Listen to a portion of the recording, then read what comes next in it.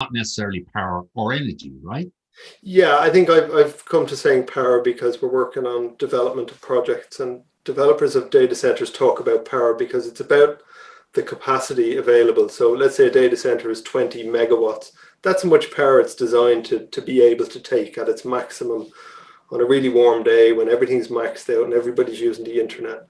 So, we would assume that data centers across the board use about 50% of that power. So when we do our calculations at 1.85% of CO2, we kind of use a 50% utilization against the total highest worst case scenario design.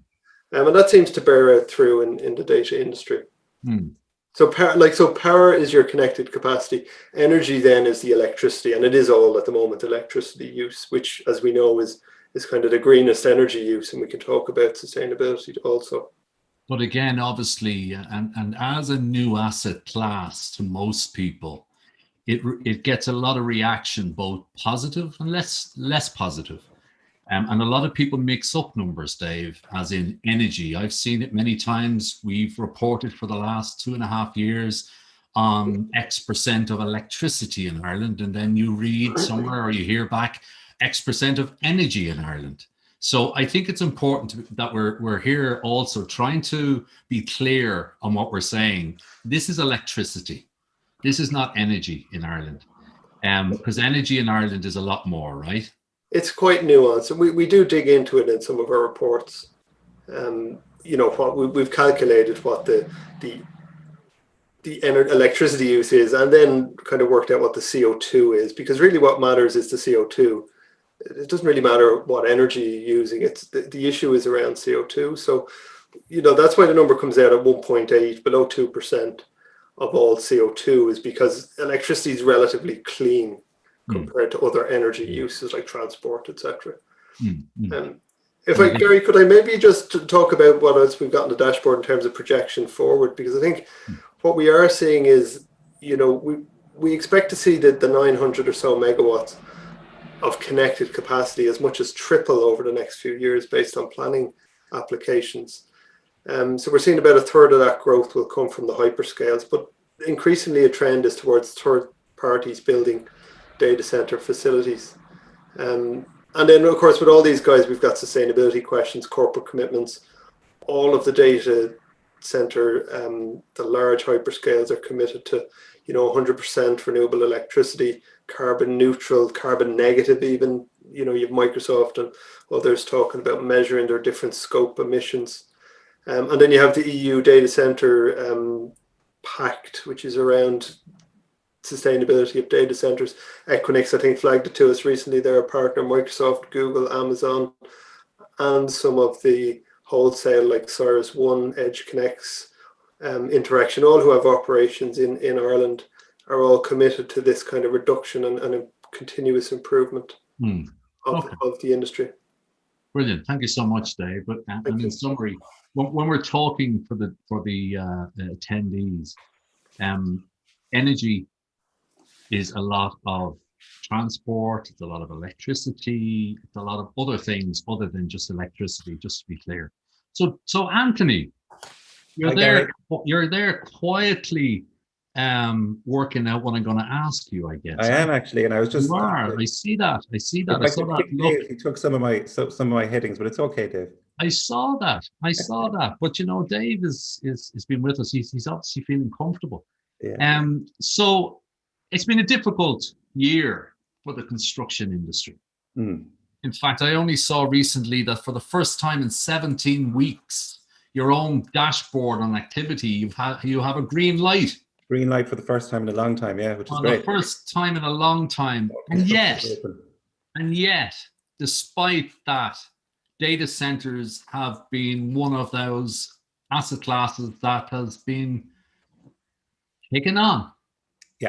Yeah. I think just to look at it in terms of what Dave has spoken about in terms of megawatts, and just to put that into, I suppose, construction spend and where we are in terms of the construction industry here in Ireland.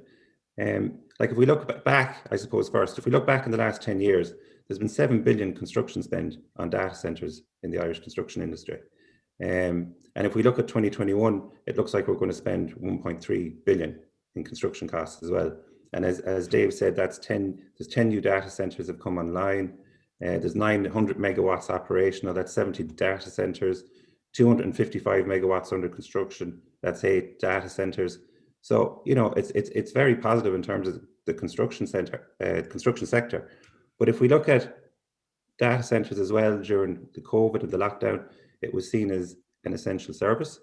So the data centre industry kept trucking on, be that operating the existing 900 megawatts in terms of facilities management and keeping that running, but also in terms of the actual construction on the ground.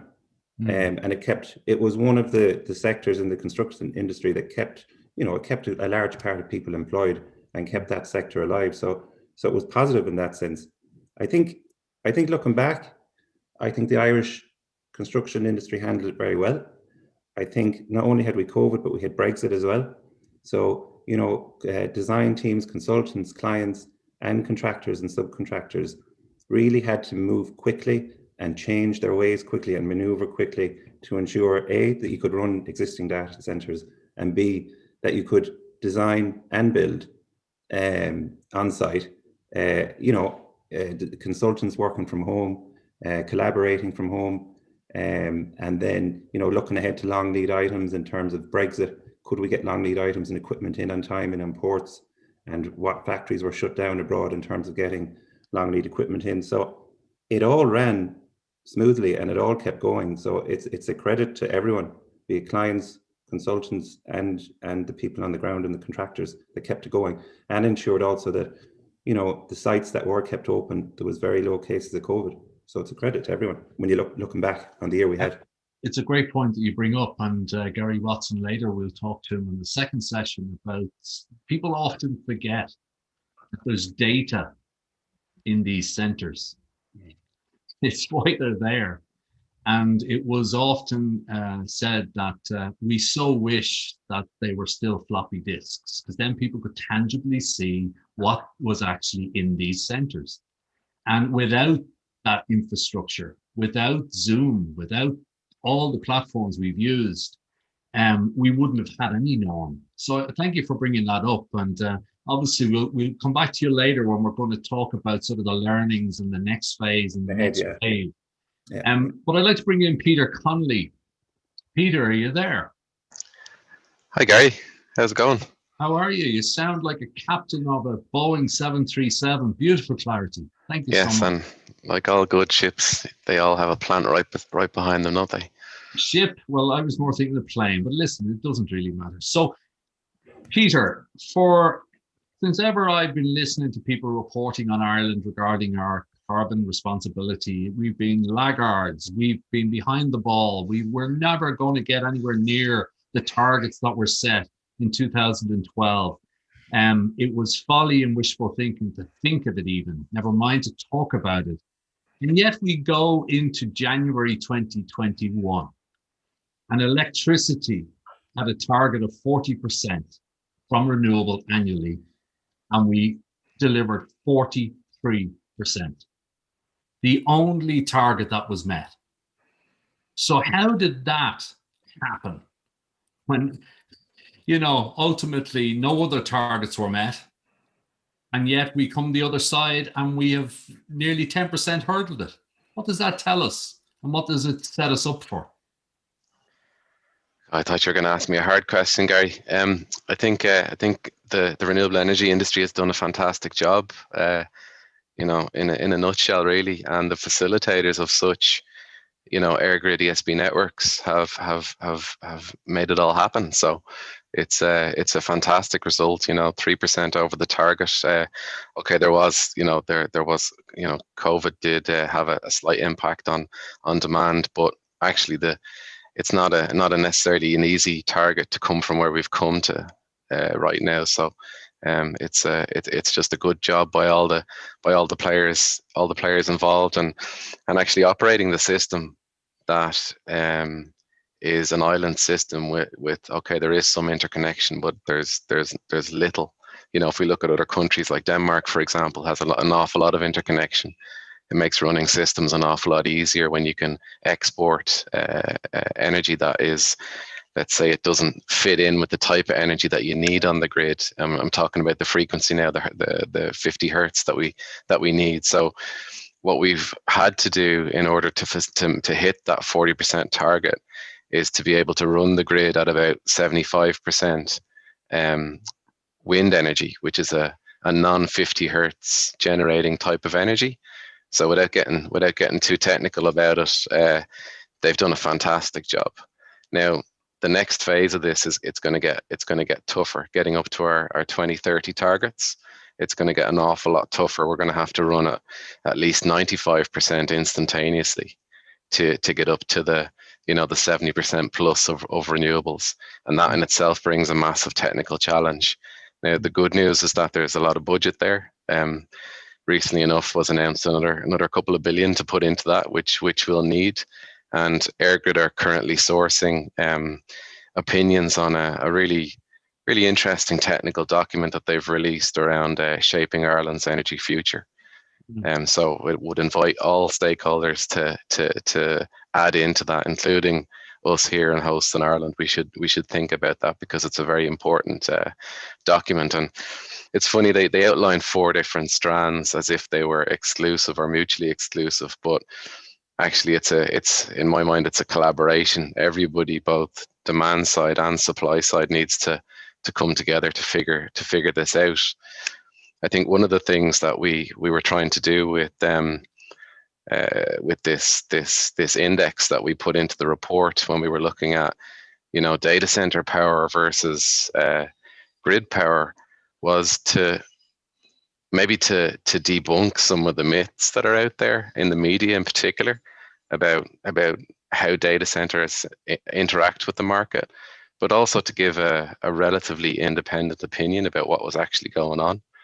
And what we can see is that the growth that's coming, whilst pretty unbelievable, really, we're going to see a doubling over the next 5 years of megawatts on the grid and data centers. It's fantastic from an economic standpoint, but it's a huge challenge. However, when you measure it in the right context, the percentage increase is only about 8% across the entire grid, which actually is not the messaging that's out there in the media. And I think an interesting discussion to have at some point is the value of data center power, because it's flexible, and how that can be brought into the grid. Now, EirGrid they're making those steps. We see things like urging data centers to register as auto producers, which will make that power available to the grid in times of stress. But it's only happening now, and we need an awful lot more of that. But we'll come back to you later. But it's like anything where you've got change. Peter, it was the same as the electrification of Ireland that didn't take place fully until the 50s. There were a huge amount of detractors for electricity going to the regions. Why? Because you would then have radios. And guess what? When you had people in their houses having radios, then you couldn't feed them with the narrative you wanted to feed them with. One of the things that we've been doing now, in fairness to Dave, in support, is we've been trying to always give the most timely and accurate info. That's all. We're quite happy to call the baby ugly on occasion, because it's a period of change. But when you start then to hear, which I hear often from the likes of yourselves, that Ireland has 2 seas and ocean, and probably the capacity to generate 10 to 15 times more electricity than we can ever consume, that excites me, because that's a real raw material that if it was gold and diamonds and something else, we'd be digging all the oceans to get at it. And if we can turn that around over the next decade, it's a great, as you say, economic and job multiplier. Yeah, I think you can think about that as, well, what do we do with all that energy? Because the energy just doesn't happen exactly when we need it. So what do we do with it? How do we store it? You can store it in batteries. You can, maybe hydrogen's the answer as well. An awful lot of activity going on, a little bit in Ireland, but elsewhere in Europe, there's a lot of countries are ahead of us with regards to actually legislating and developing policy. But sticking it into data centers, that you could almost think that that's a form of storage too, because there's a product. Well, you see, this is the type of language that we should be starting to try and get across. And even if we come at the end of this and we stop using energy when we really mean electricity, I think it would help an awful lot, because there's an awful lot of confusion. Because some people use it to their advantage. And I go back to what I said earlier, 27%, 29% of energy in Ireland is data centres. And then they throw in all the carbon associated with transport. And they lob in all the stuff for home heating. So there are certain narratives. But listen, that's part of the fun. I'll come back to you in a moment. If you could just rest a while, Peter. Dave. Gary. My favourite saying, we have some seriously great challenges of success, and we've had them for a long time. And we're going to continue. And having been a person who's seen challenges of lots of failure, challenges of success is a whole new category, because guess what? At the end of it, you can actually get something that you're proud of. But one of the things that we talk about and we're asked regularly is, why won't they go to the regions? It would just help so much. And I guess I've said it so many times from a data perspective. Maybe you can talk a little bit about what are the challenges right now to the mass regionalization that could solve some of the challenges. Yeah, I think the regions definitely will have a part to play in the future. But to date, it's been, when we started looking at the industry, we realized pretty quickly that if you look at Dublin on a map of Dublin, there's a couple of clusters in and around, dotted around, just outside the M50 that have attracted most of this data center activity. And I think there were two reasons. One, you had incoming power cables coming into Dublin, and a lot of power infrastructure was already in place. So that was the first thing. The land was zoned for industrial use, etc. But really, you had this T50 network, Gary, you taught me about this. This is a trunking network that runs around Dublin that connects to all the subsea fibres that leave Ireland and has all the bits and pieces. It has all the points of presence, POPs they're called, and the data centres like Gary's Keppel or Equinix or whatever are all providing that glue to connect the data centres into the hyperscales that we talked about. And I think somebody said to me before, there's kind of, if you use your phone to do something, the information is bouncing around to servers in different data centers. It's not just going to one and coming back. So latency becomes an issue. So data centers have tended to want to be close to each other. Now, if you take your engineer hat and go, well, look at Ireland, look at renewable energy, let's put this stuff way distant from Dublin, then you've got to kind of try and stretch that T50 type network out there. So I do think once a location gets credibility of its infrastructure and the latency is correct, then I think you'll see clusters develop. The question is where. I think if you get one, it will bloom. Will you get a spread across the country? There's certainly planning applications across the country that are looking at various different locations, and any one of them will be, you would kind of go, yeah, well, that kind of makes sense. But can you get the data centers to locate there? There's other issues around access to people, access to skills, resources. If you have, and the Nordics have the problem, I think, where people locate in the Nordics, and then how do you keep staff if you're out in a very distant location? So there's a kind of a balance between a good location for people, a good location for data, and then availability of power. And of course, power now has to be renewable power. So I guess it goes back down to even what we said earlier on. If you want to understand an optimum location to host your data center, go and learn about data. Understand the packets of data that go in and out of these centers. In the same way, if you were building a pharmaceutical site, you would want to know all about the nearest ports to be able to put your Pfizer, Viagra in a box to send it. It's a real product that goes into a real Netflix or Spotify or Revolut and all these products and services. So I hear what you're saying. The other point that I'd like to just make to what you're saying is that we say 75 to 80% of the market in Ireland is hyperscales, but that's Europe. Let's be very clear. Absolutely. The four big hyperscales are driving up to 80% of the market. So, Peter, I'm going to bring you back in again. Are you back? Yep. What's a smart grid? Why should we care? And what role does somebody like a big energy user have? And this term that's been discussed quite openly now, a prosumer. What's that all about? I think, well, yeah, the idea, I suppose, is particularly relevant to data centers is what I was hinting at before, at this idea of their participation in the grid being valuable. A prosumer is somebody who can not only consume, but they can also generate and export and possibly store energy at their own site. So grids of the future will enable people to act like that, and maybe at some point in the future even they'll enable them to sell to their neighbor, and that idea of peer-to-peer trading and all sorts of great stuff like that. Now, it must be said that type of thing causes a massive headache for a centrally dispatched grid like we have here in Ireland, and it takes a sea shift or a sea change to even contemplate that. But the short term, I suppose, issue that we have in the Dublin region in particular, to do with not having enough power at the right locations for development of further data centers. This idea of prosumer can immediately alleviate that.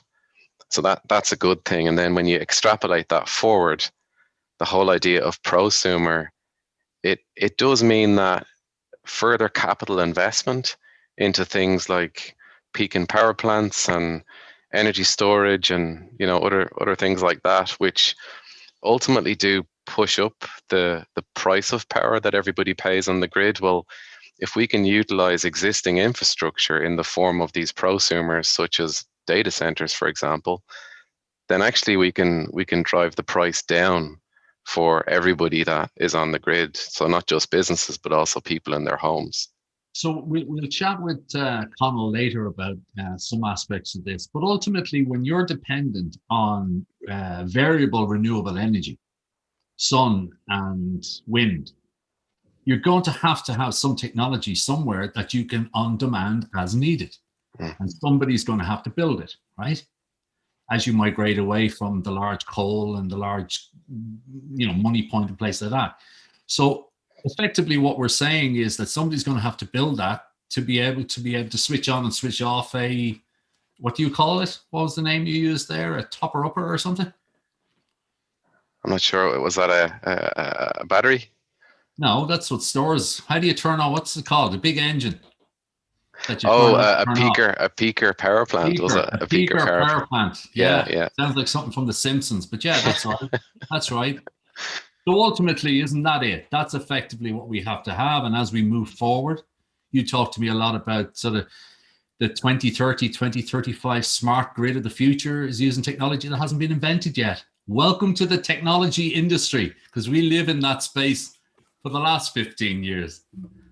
Well, it's funny when you say it hasn't been invented yet. A lot of the complexity probably hasn't been figured out yet, which is probably a software thing. The hardware we have today. Right.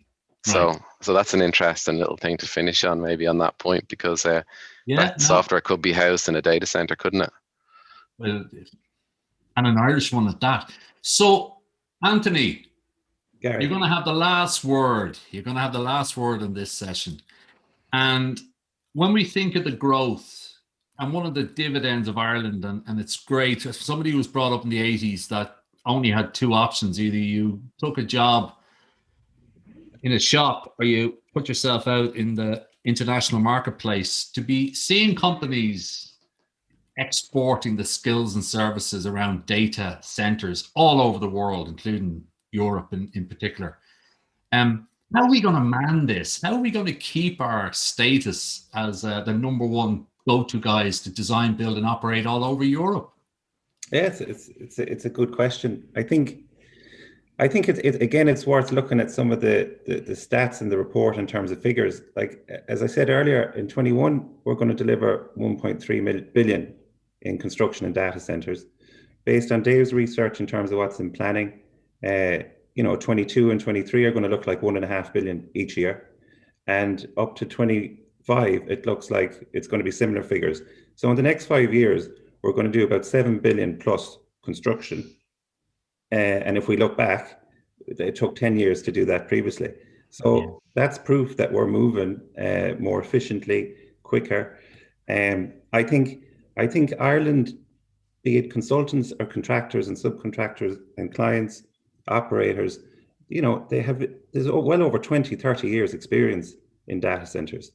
And you know, it's the companies are renowned, not just in Ireland, but internationally. And I think we're on about exporting data, but you know, it is a great Irish flag piece there, exporting across Europe and America, in terms of be it designers, contractors, subcontractors, suppliers, and you know, like you can see it across Europe, the Nordics, everywhere. There's Irish contractors, subcontractors, and consultants that's going really well. But I think the other key thing is that we're really moving ahead of things as well in terms of innovation. So if you look at a data center, 70% of the cost of it is really equipment. So there's an awful lot of offsite construction. A lot more is going modular, be it LV pods, MV pods. There's even power pods where you have your UPS and everything, and you just come in and plug and play into the warehouse, for want of a better word.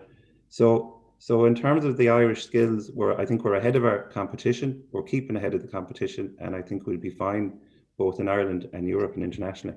Isn't that interesting? The third component you brought in, where as we're moving at pace in a maturing industry, the modularization is happening, and a lot of that happens in Ireland for export. So that's the third sort of part of we want your data because we'll rest it here, we'll export our skills and services, and now we're exporting all of these manufactured components. Yeah. I did hear, however, recently, pre-COVID, that there was nearly an international incident in just outside Copenhagen when an Irish company was insisting that the bar bring in to Copenhagen Heineken. So I think we need to be careful and know what beers we should be drinking and what beers we shouldn't be. Very important. Very important. Will the three of you stay around? Peter, Dave, Anthony, will you stick around to answer some of the questions that are coming through? Yeah. Absolutely. Fantastic. Thank you. Thank you. Thanks a million. And with that, just before we get into the second panel, I'd like to ask Michelle, are you there? I am. Hello, hello, hello. So, Michelle, just over 2 weeks ago, after COVID delayed nearly 12 months, we launched the Pollinator Plan, the Daisies for Bees Pollinator Plan. And I've never experienced anything like the excitement in, on, around any activity that we've ever done. Tell us a bit about this Pollinator Plan. What's it all about and how can people get involved? Indeed, indeed. Well, the Pollinator Plan, I'm sure as everybody here, unless you've been living under a rock, is aware that bees are in danger in Ireland. So there's about 33% of the species that are in Ireland. There's 98 wild species of bee in Ireland, and about 33% of them are facing extinction. So we sat down probably 2 years ago now, Gary, and we decided we needed to do something about this. If the truth be known, it was the only reason that you got on board, was I said that we'd go and do something to help the bees. It is. Well, it's about doing the right thing at the right time with the right people. I know someone who said that. No better people than these people here and our partners and supporters who were amazing to put themselves behind this. So the Pollinator Plan was part of this DC for Bees programme. We have 3 pillars at the moment around different stays, which we started in 2019. We have our ambassadors. So we've got these amazing people who come on and they try to create awareness. They're creating action within their organizations and their communities. And then we created this Pollinator Plan. And the Pollinator Plan is for people who really want to do the right thing around pollinators and around bees, but don't really know where to start. And this creates a toolkit that anybody can get involved in. So all you have to do, and Gary Watson smiling there because he's signed up to it, as loads of our partners are. But all you have to do is take a look at the Pollinator Plan. It's on our website. You can sign up to it with the National Biodiversity Data Centre. There's 42 actions in there and they are suitable for anybody. Like, so if you're a really small business, if you're a really large business, if you've got land, if you have a window box, if you have a roof, or even if you've none of that, it still has actions that you can actually do something. And the great thing as well, we've got a Be the Change webinar that's coming up on National Bee Day, which is International Bee Day, should I say, which is May 20th. And our wonderful ambassadors are going to get involved with that. I'm just going to share this just for half a second so you can see. But Nicole Cox, Wally Blanner has it, and John Cox, no relation to Nicole. They have actually put this amazing presentation together, and it is all about the great thing about this and Be the Change. It's about, if I make a difference in my back garden and you make a difference in your back garden, all of these iterative little changes make a massive difference when they're added up together. And that's what I love about this, because you can actually make a difference. You can make a real viable difference. Anybody can. And if we all add that up together, it's going to make an incredible change. So you want to be careful if you live anywhere north of the Liffey, because Michelle goes on these vigilante things, stopping people cutting their grass now. So beware. Michelle is about. Beware. Michelle, that's fantastic. And obviously this is open for anyone working in, on and around the industry. You don't have to be a Hosts in Ireland partner. You can be in, on and around. And the most important thing for us was that we're enthusiastic beginners, just like the people on the Ambassador Programme. We're working with the National Biodiversity Centre, because the big thing about this is, what's it called? Unintended consequences. Plant the right thing in the right order in the right place, and that's what the Pollinator Plan gives you. Do what's in there, you can't go wrong, unless you bring it over to Amsterdam or somewhere. So Michelle, thank you so much. Fantastic. Thank you for that. And just to let you know, the link is in the chat there. So if anybody does want to register, you can register there. Thanks, everyone. Fantastic. Thank you. So, second panel, we've got Donna, CEO of Codema. We've Conall, newly appointed Chief Bottle Washer MD of the Irish Solar Association. And we've got Gary Watson. How are you, Gary? Can't hear you. You're on mute. I thought we'd get through the whole gig without saying that, but anyway. That is extremely embarrassing. I thought we'd get through the whole thing. You look like the only one doing any work, if I might say. You look like in a real place. But I'll be the real officer. Yeah. Donna, I'd like to start with you, if I could. We met many, many times over the last couple of years, and it was like a scene from Harry Potter.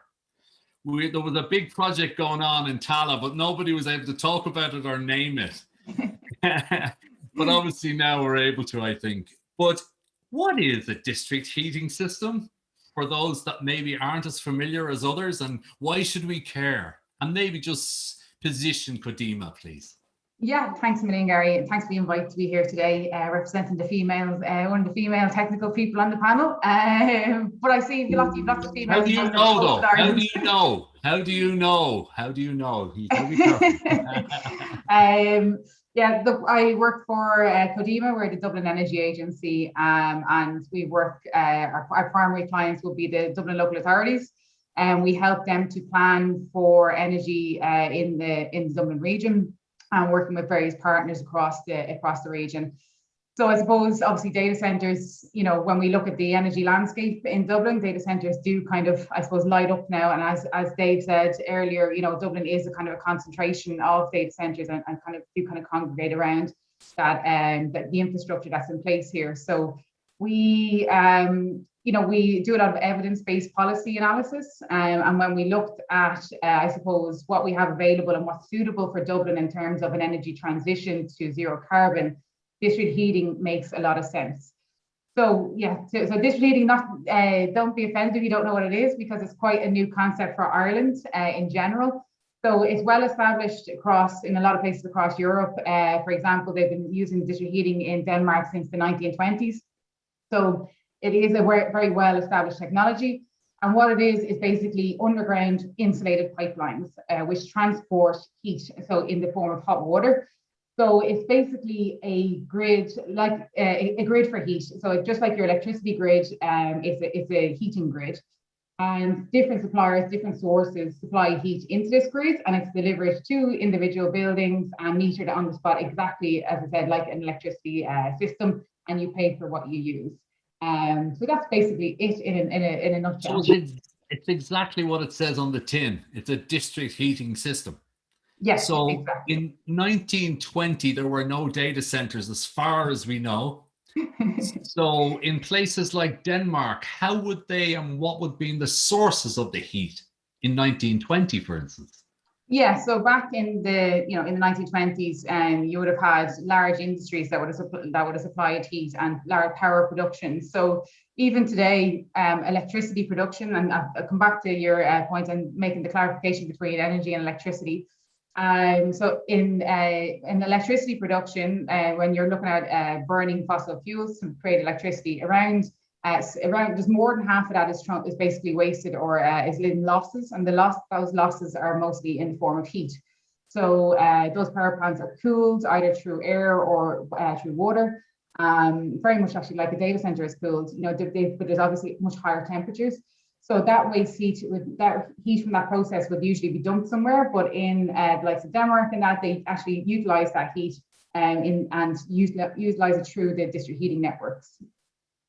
So it would have been, I suppose, back in the 1920s, your coal power plants, etc. But now moving towards today, they're moving away from those fossil generated systems and looking at everything from using renewable electricity through heat pumps or through electric boilers to balance the grid, and through one of the advantages of district heating systems is thermal storage. So we talked about storage. Peter talked about storage earlier, and the cheapest form of energy storage out there at the moment is hot water tanks. The one you have in your press at home, much bigger version of that, basically steel tank wrapped with a bit of insulation around it.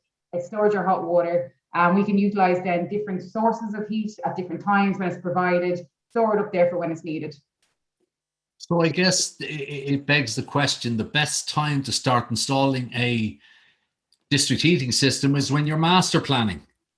Yes, because exactly. retrospective must be difficult because there's so many moving parts. And the one that we're now allowed to talk about in the Tallaght district, it's at the final stages of commissioning, using a data center out there to heat municipality buildings and other things.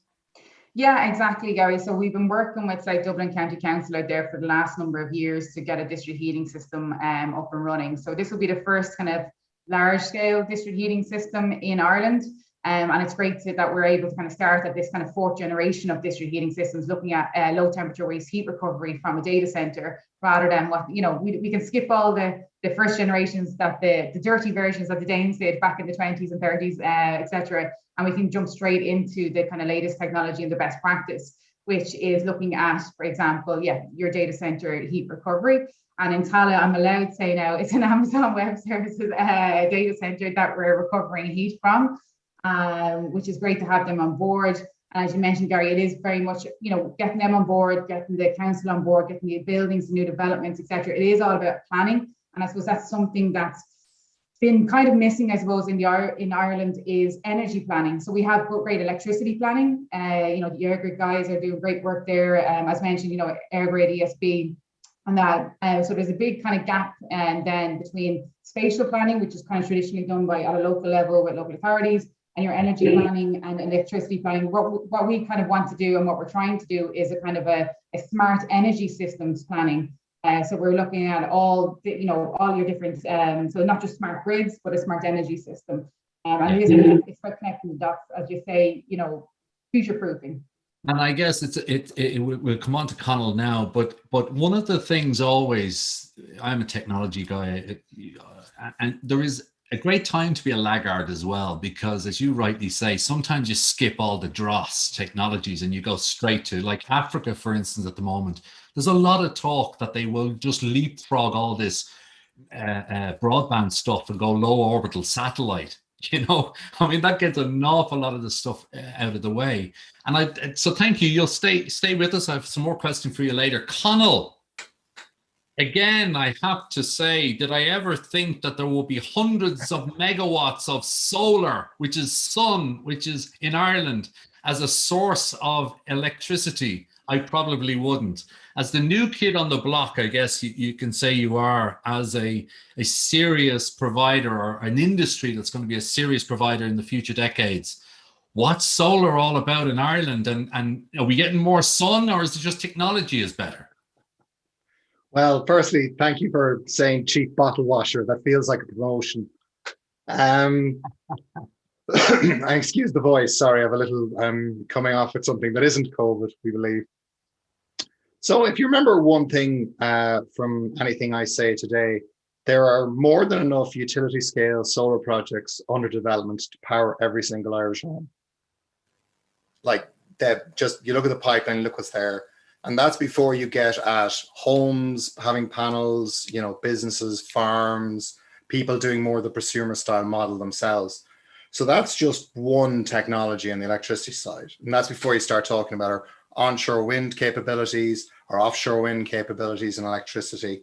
And I suppose, like, kind of, if I yank that back to the theme of today around data a little bit, like, the renewable economy is a surplus one. It's about having excess green power produced when nature produces it, and it's learning to manage that.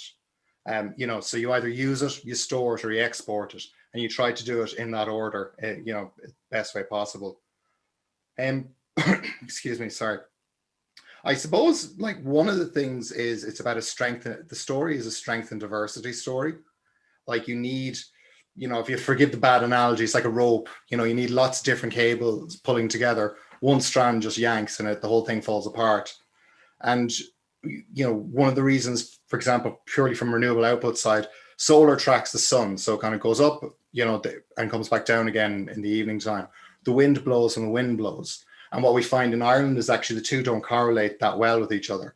Surprisingly enough, the sun's shining outside my window and the trees are only moving a little bit. They're not flapping around like they were a couple of nights ago. And one of the things as well is when you actually model what that means, you find that a system that has a bigger blend of solar and wind is cheaper and greener than one with just say if wind alone.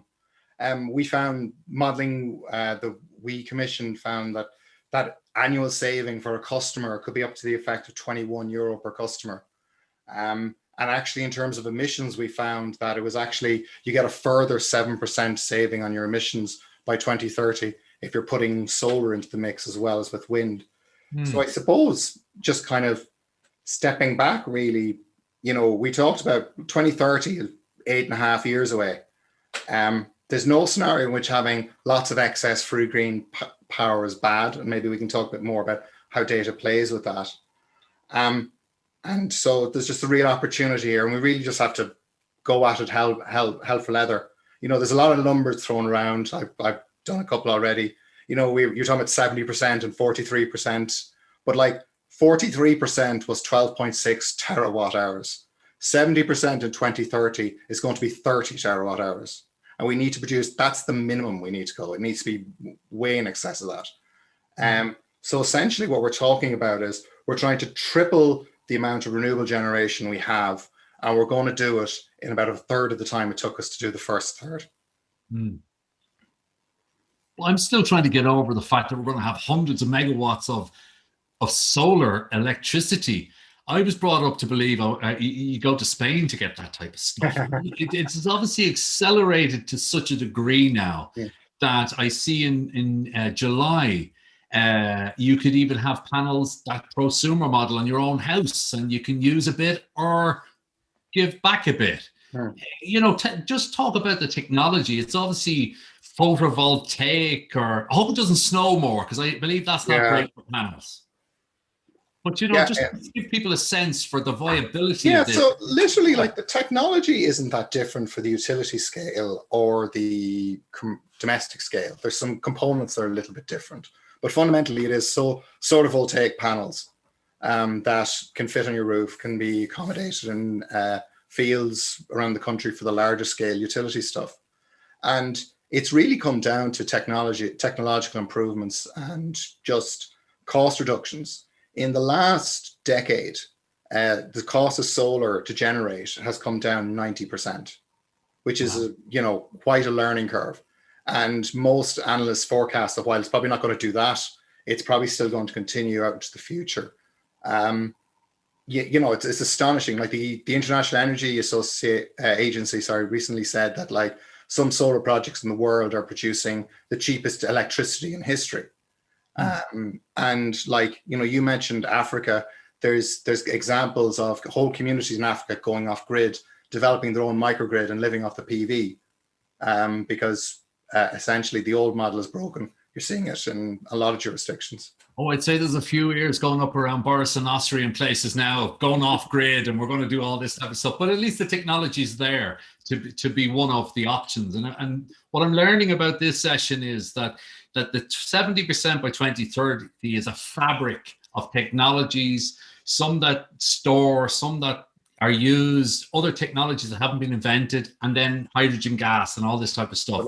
But it's done. But like, you don't even need to move too far, Gary. Like what Donna said there is like, a farmer using hot water can store from their solar panel in the dairy parlor. Like this, we have to use Peter's example, we have a lot of hardware. It's the software, the mindsets, and a lot of the rules that are actually the things that are holding us back now. Well, the good news is we've lots of data in Ireland, and we've got the centres, so there won't be any latency issues. And with that, I have to go to last but certainly not least, Gary Watson. How are you, Gary? Thanks for being patient. I'm good, Gary. Yourself? Oh, haven't been found out, and it's 52 minutes into the show, so there's still a few minutes. But Gary, you have been in the industry of centres that hold data before they were suddenly this thing. And I think it's data centres are around as an asset class, 15, 20 years. And one of the things that I find really fascinating when I read a lot of stuff is, they'll come and they'll go and they'll never come back and it'll be all gone. You're currently in the middle of a full refresh of a centre that was built, 15 maybe years ago? 20, exactly. 20 years ago. So what I really wanted to understand is it a bit like painting the San Francisco Bridge, that you just get to one end and then you got to go and to the point of Donna and Conall, the technologies that are now went there then. What's the life of a data centre right now, and these refreshes that are going on? I'm trying to think. So I got into the industry in Manchester in 1998. It was, Gary, actually, right? And when we were building the data centers, then we said, we'll do it this way. That's 10, 15 years down the line. We'll be around by then. We'll be gone. We'll be out. We'll be stacking shelves somewhere, or we'll be retired because we've all made millions. Then the dot-com bubble burst. So everything kind of changed the landscape. But I suppose that realistically, from a data center lifecycle point of view, the building's 40, 50, 60 years, but then you're getting into the technologies where, the life cycle of the UPS may be 15 years, battery technology or battery refreshes every 7 years, depending on the technology you're kind of using. And then you're going into your diesel generators, which could have a 20, 25 year, 30 year lifespan. I think when I joined Keppel and came to the site here, it was, like I say, it was built 20 years ago. And one of the challenges that any operator, the hyperscalers, hold it all in their own hands. As a co-location operator, it becomes a little bit more challenging because we're dealing with our end clients. As we know, we've had plenty of conversations, and this goes for every single operator.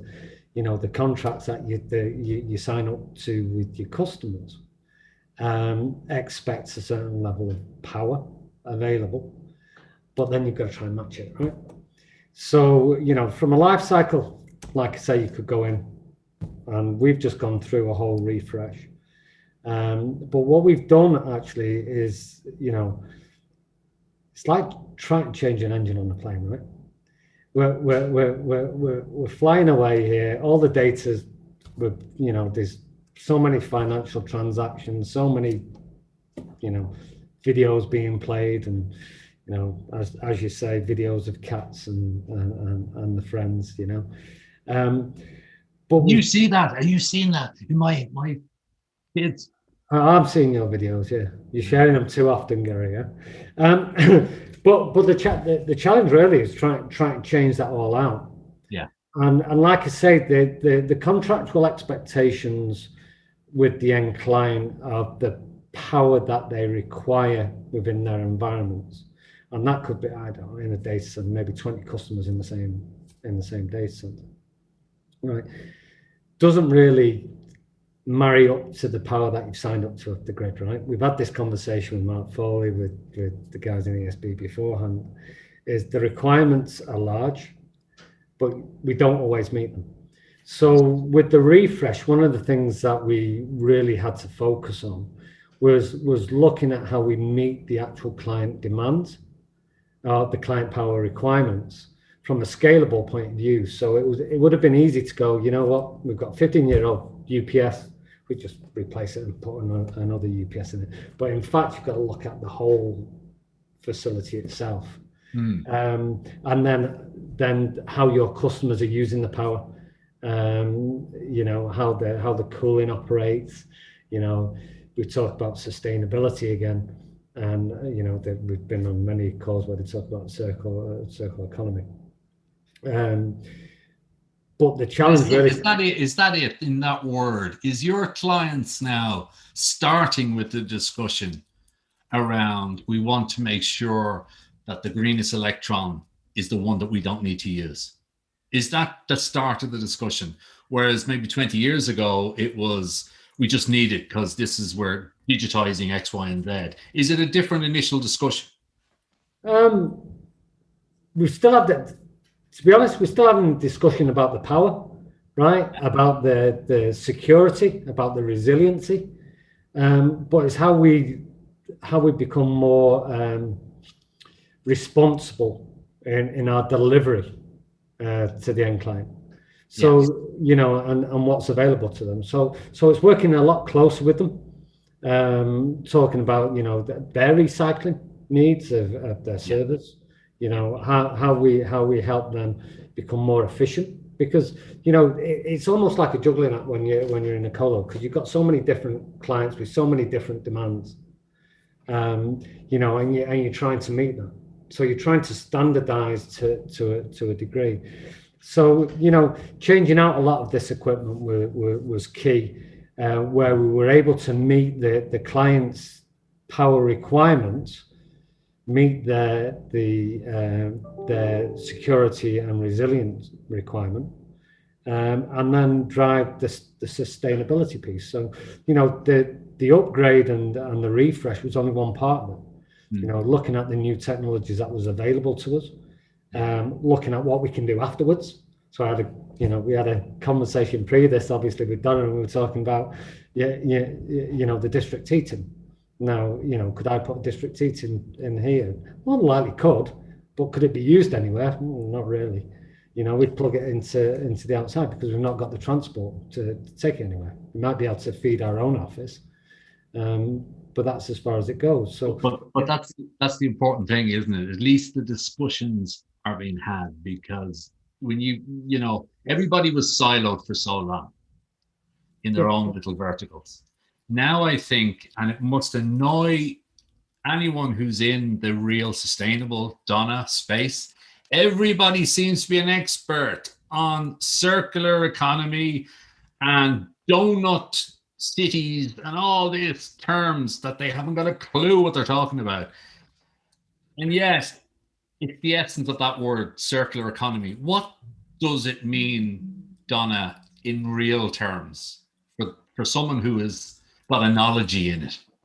Well, I'm not going to pretend to be an expert in this now, but I suppose from an energy perspective and from an energy systems perspective, it's looking at every available resource and how it can be best utilized, and you know, replacing more expensive, more valuable fuels and resources with other waste products that are on our doorstep. So everything from your waste heat down to your your sewage treatment waters and your water cooling, all that kind of stuff. Yeah, sharing systems. So there's a whole, I suppose, particularly for this sector, like a whole industry around industrial symbiosis, where you would have, industries that would be located together so that they can share their waste systems.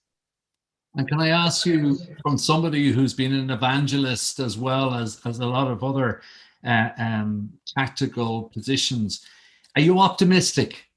Are you more optimistic now than you were? Because this is important, right? This is an important thing, irrespective of data centers or saving the bees or whatever, all those things added together. Are you optimistic personally?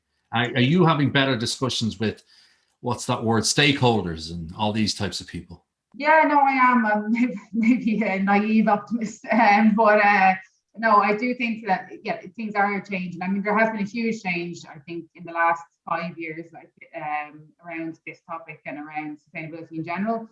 So I do think that's only going to increase. I can't see there's no other option, but so I am optimistic that more and more people are engaged in it.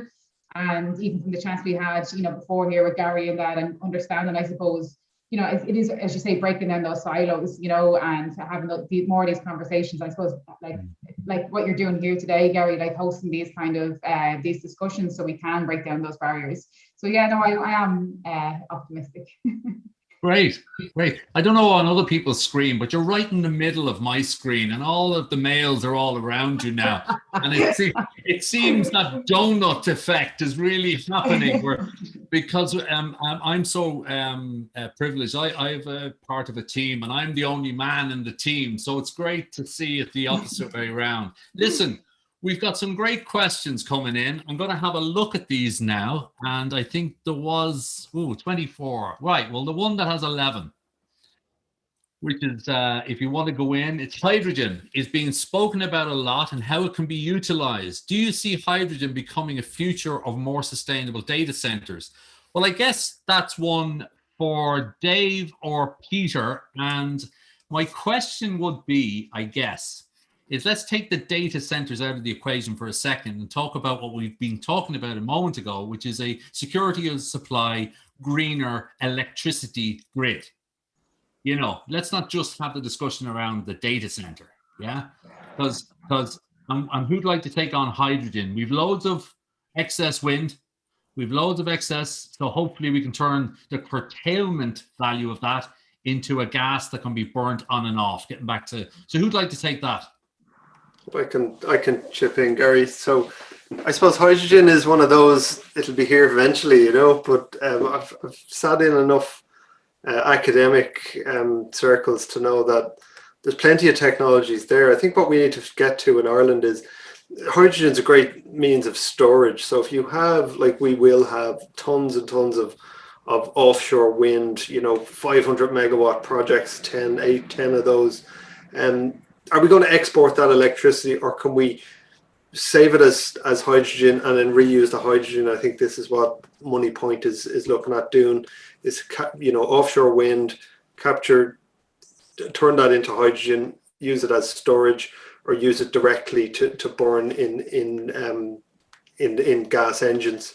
The other option is you inject it into the gas grid. You can kind of get to a level, and then beyond that, I believe you can actually convert hydrogen into methane, and then you're just putting that straight in the grid. I think there's another technology step.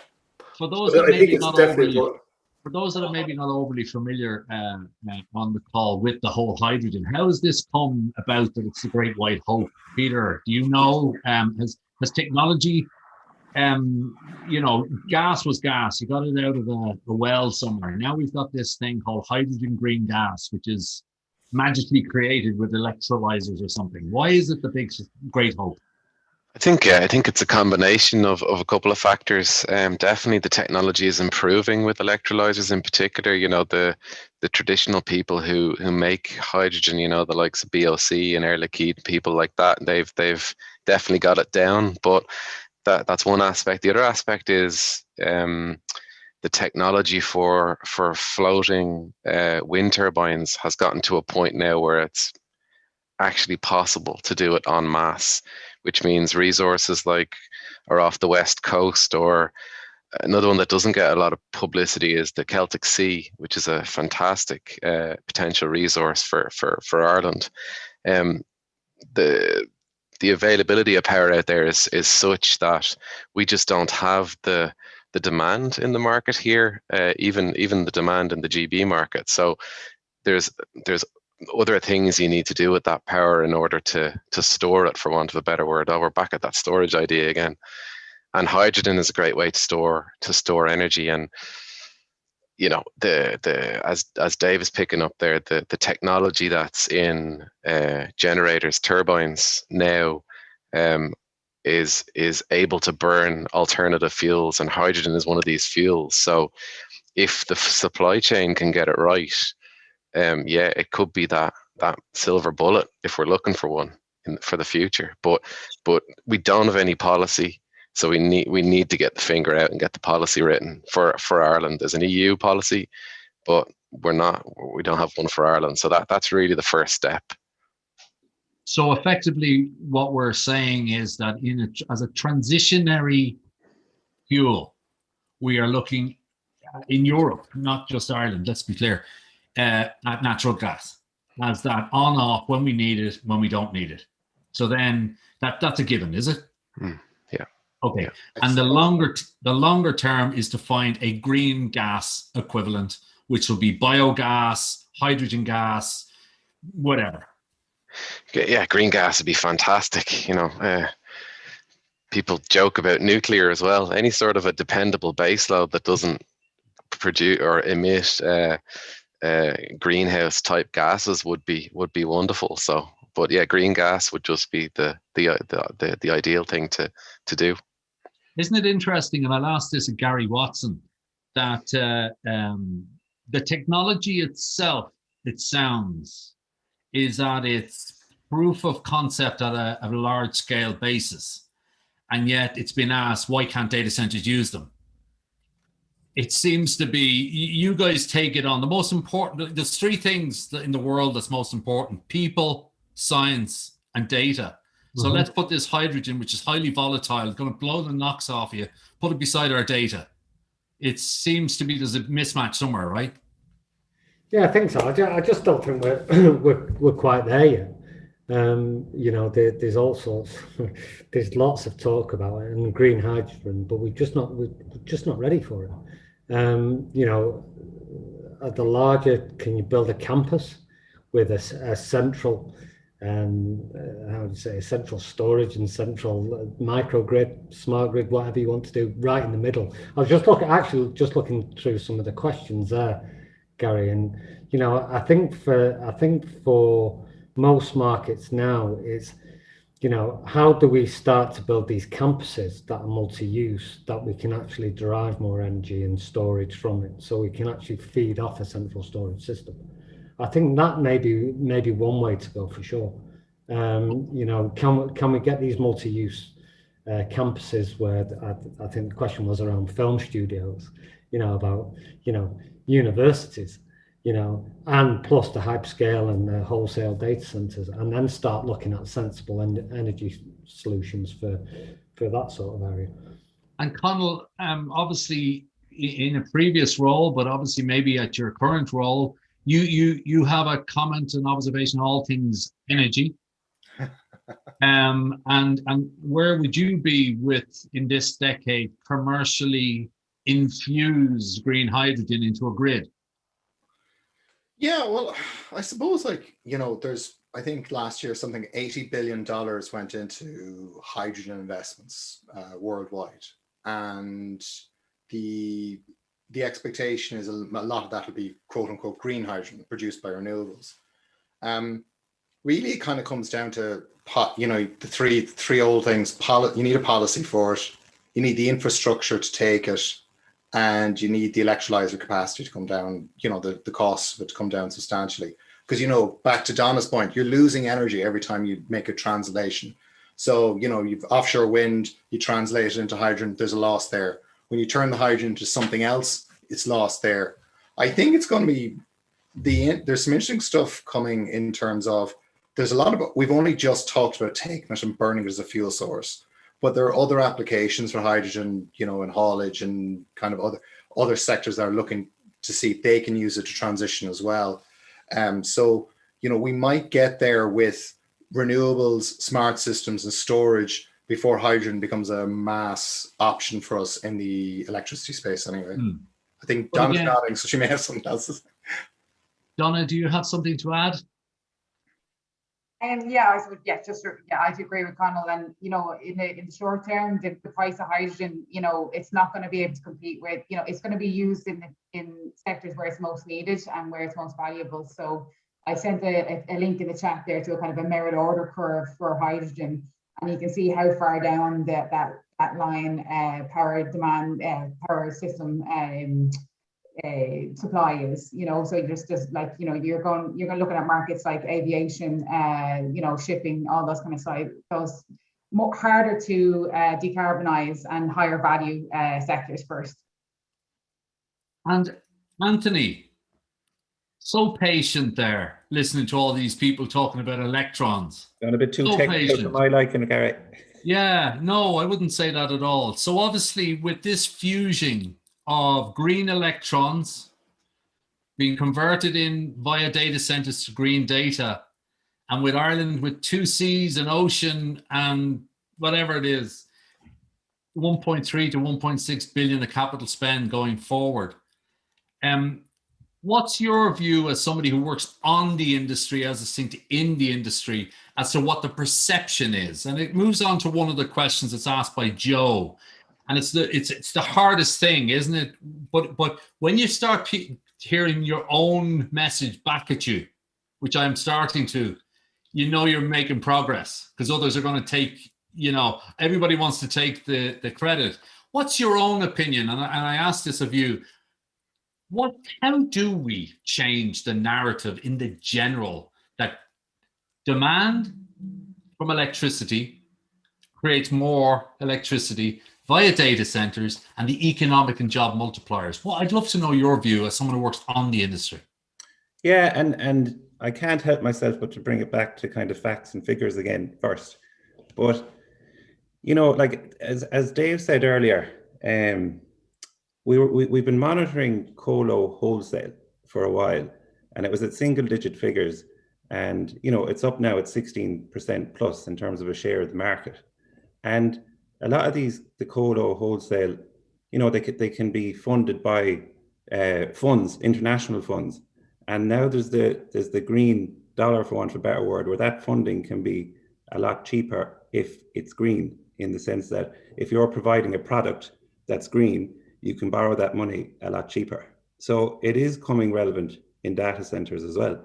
So straight away it's tangible, and it's what's the word? It's an economical benefit for a developer who's looking at data centers to do colo to have their data center green. So isn't it interesting, because if all this renewable energy we're talking about was gold, and we were talking about should we build more smelters for the gold, there wouldn't be a question, because people could tangibly see the gold. Yeah. They could tangibly in their mind say, well, I can wear the ring, I can trade it. Data is the most, it's an asset, and it's becoming more of an asset post-COVID, that there isn't such thing, and Gary, you might have a point in this.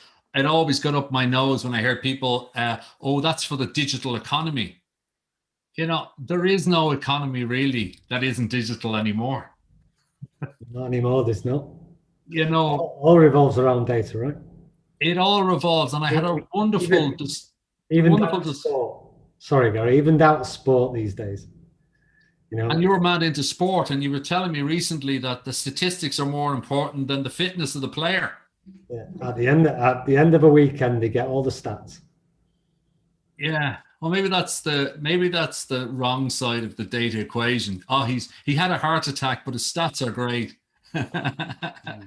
But yes, but I think ultimately, to Anthony's point as well, and maybe if I could dwell on you for a second, Anthony, and we talked about innovation, and some of your peers in the design engineering space used technology to get over the COVID limitations with headsets and exported those skills to engineers and people on the ground in the likes of Amsterdam, being directed by engineers in Dublin. It was quite extraordinary to see that technology being exported from Ireland. Well, it's fantastic. You know, like your carbon footprint, it's a word or a line that's used all the time, but it was real life reduction in carbon footprint, in that people have stopped flying across Europe because they can do a lot of it online on Microsoft Teams and Zoom.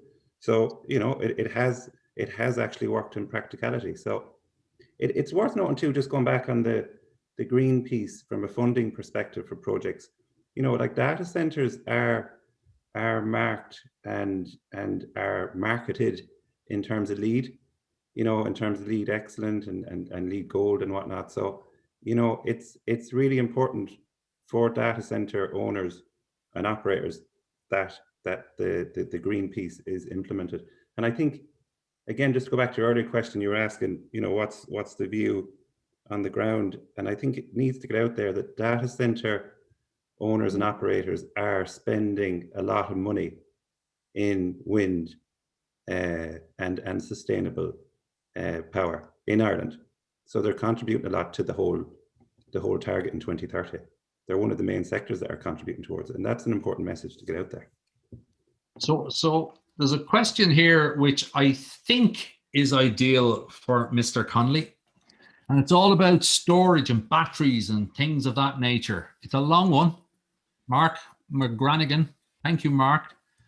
Both data centers and large high-speed EV charging stations are opportunities for large energy storage installations to support flexible requirements associated with the increased wind penetration, and also the opportunity for multiple value streams. So really what that's about is this multiple inputs, a fabric of different inputs and outputs. A smart grid, is that what that's called, Peter? Yeah, I think that's going back to the prosumer idea. A couple of our colleagues in Hosts in Ireland are technology providers in that space. They provide UPS, and they now provide UPS that can actually be grid facing as opposed to just internally facing, and they guarantee the 5 nines, so as in 99.999% guaranteed power supply and quality. So yeah, the technology is there. Again, this is back to the technology idea. The hardware is there, but the overall interaction with the grid is not there. It's somewhat there. We all have a theory as to how it can happen, but really EirGrid at the moment is redesigning the ancillary services program, which facilitates this idea of grid interaction of prosumers. So we have probably an extension out to 2025, maybe 2026 with the current regime. And then after that, there's a whole new redesign which needs to take into consideration this idea of prosumers.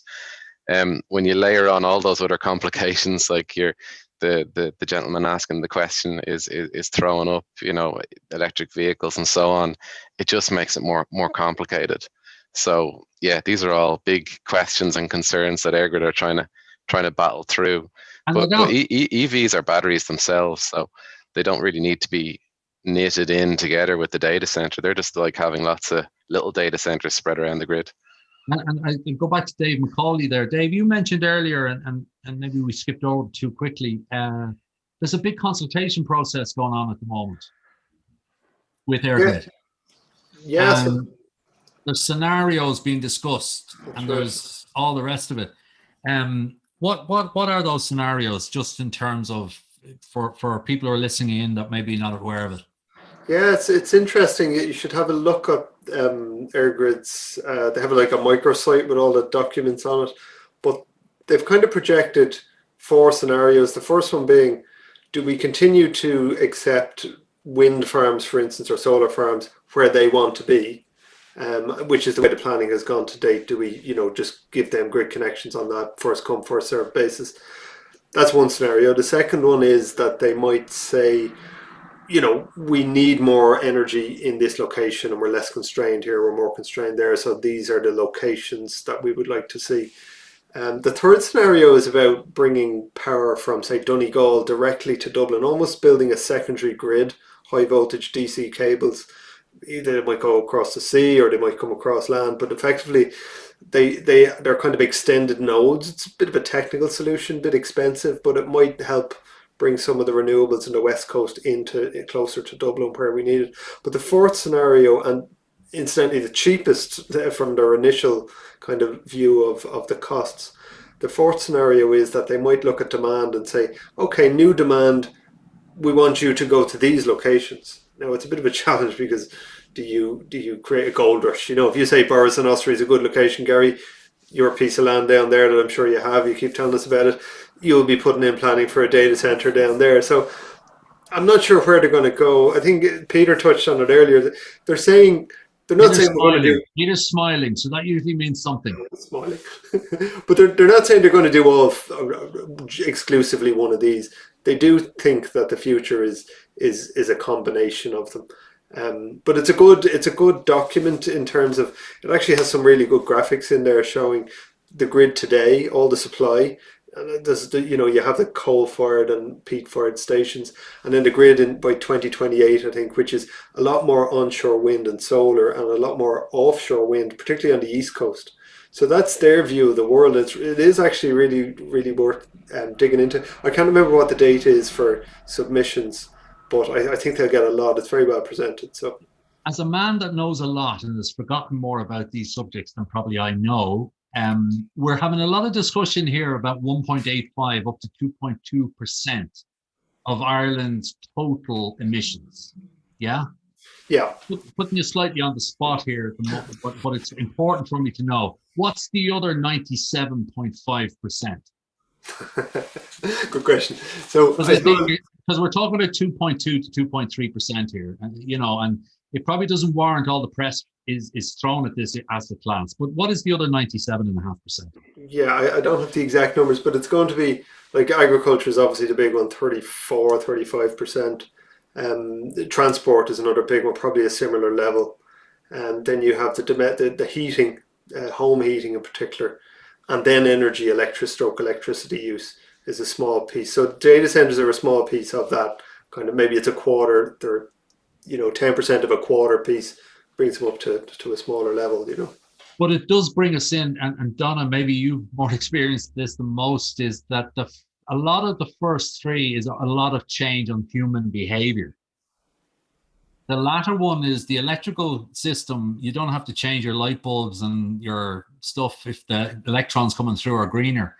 But a lot of the first three, you got to change your car, you got to get an EV, you got to get a heat pump and stuff.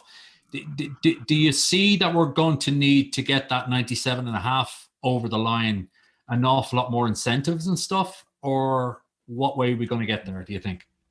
Yeah, well, that's I suppose what we've been doing up to now isn't really exactly working very well on that side of things. The grants that are there aren't being taken up to the kind of level that they need to. And I suppose it's, like you said, Gary, it's we were achieving a lot in the electricity sector. And the reason why we're doing that is we're taking away the individual individual choice and the individual kind of thing there. I suppose that's what district heating does in some respects. It's basically a grid for heating. So once you connect there, we can change the supply of heat, and it's a future-proof solution. So the end consumer doesn't have to worry about a gas boiler, a heat pump, an oil boiler, etc. So if we can do that for heating, and you do something similar, you connect your transport systems onto similar grids, smart grids, you will still need to obviously change people's behaviors in some ways, but you're not as reliant on individual change. I think if we wait for individual change, changes like this, we're going to be waiting a long time. So yeah, I think we do need to think in the bigger scale. So there's so many outstanding questions, guys. Could you have a quick look and see if there's any in there? We've 5 more minutes. Have a look, see is there any there that you'd like to give a stab at, and I'll stop talking and allow you to think. So I suppose one that's interesting for me, but I don't particularly have an answer for it, is the discouraging, are we going to be discouraging data consumption in the future like we are? I suppose because as what we work in, energy efficiency a lot and discouraging people from using energy and electricity. Is this something that we're going to have to do for data in the future? The reality of the numbers is we're only actually getting out of the blocks with regard to data. Of the data that's in the world today, it's only 4.5% of the amount of data that's going to be here in 2030.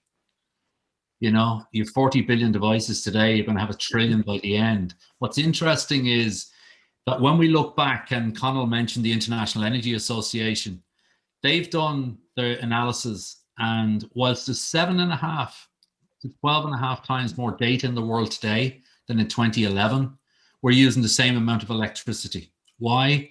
Because we've moved all of these into consolidated, efficient centers that hold data rather than having it on premise.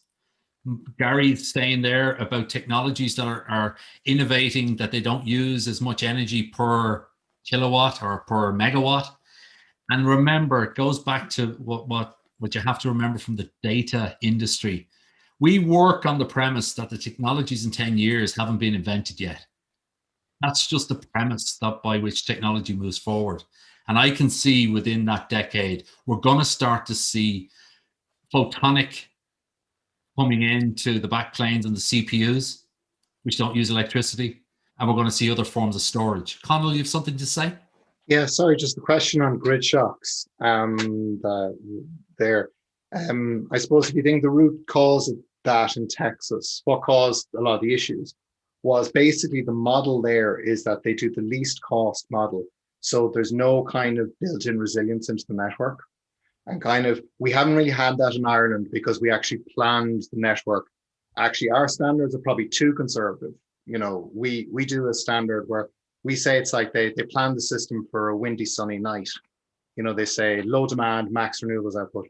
If they, you know, if they use data and we're a little smarter than that, we could probably accommodate a lot more data centers, a lot more generation without as much infrastructure build. And I suppose, like, you know, it probably relates back to this air grid consultation thing.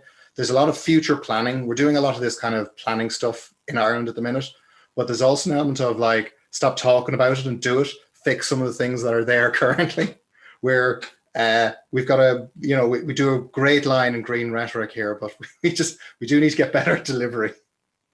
So I think we're can just I make a point on top of that? Because it's actually fantastic. It's a fantastic comment, really, Conall. Because it's not just about us. Well, okay, Gary, you're the only one here, but the reason that we have the level of embodied carbon in these data centers, you know, backup generators, UPS, all of this stuff is because of perception. Perception is everything's designed originally in North America. The North American grid is in comparison to our grid is poor. So we end up with all these additional things on sites that we actually don't need. And in my own experience, the most uses any of these things get is just in their testing regime, where they get run up just so that they don't crap out every so often. So there's a big question to be answered by not the designers, but the data center decision makers themselves about changing cookie cutter design when they come into different regional locations from a sustainable standpoint. So I just make that point as well, without being too controversial, Gary. Yeah, I'm just so happy that I wasn't the first one to curse on the call. I think that's a first ever on a call of 90 minutes with me, and I didn't curse. Wow, thank you for that, Peter. So listen, we've come to the end. In case it's missed any of the people participating, data and ICT in Ireland it's our largest export at 132 billion per year, compared to some other industries of agriculture, etc., 10 billion. Pharmaceuticals is close to it. So you cannot separate the 200,000 people who work in the ICT companies and the data that's here. Think of it like Microsoft when they were doing floppy disks.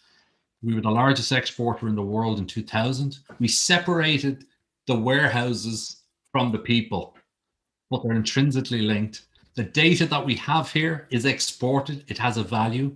We have an over surplus of generating capacity of renewable energy, but we have challenges of success. We're trying to find a way that we can optimize the value of renewable energy or electricity or whatever we want to call it to Ireland, whether it's exporting it, whether it's turning it into gas, Why not turn it into data where we get the economic and job multipliers here and we export data? So with that, it's right on the button, 4:30. Thank you so much to our partners, to Anthony, Dave, Conall, Donna, Gary, Peter, and most importantly to the people, the 200 odd people who stuck around right to the end. Thank you so much. And to all of our team, if you're still there, Michelle, come on in. Tanya, come on in. Lisa, come on in. Show yourself. These are the people that do all the real work. And we wouldn't be nowhere without them. Thank you so much, everybody. Stay safe, and we'll see you again very soon. Thank you for your time. Bye-bye. Thanks, everyone. Thanks, everyone. Thanks, everyone. Bye.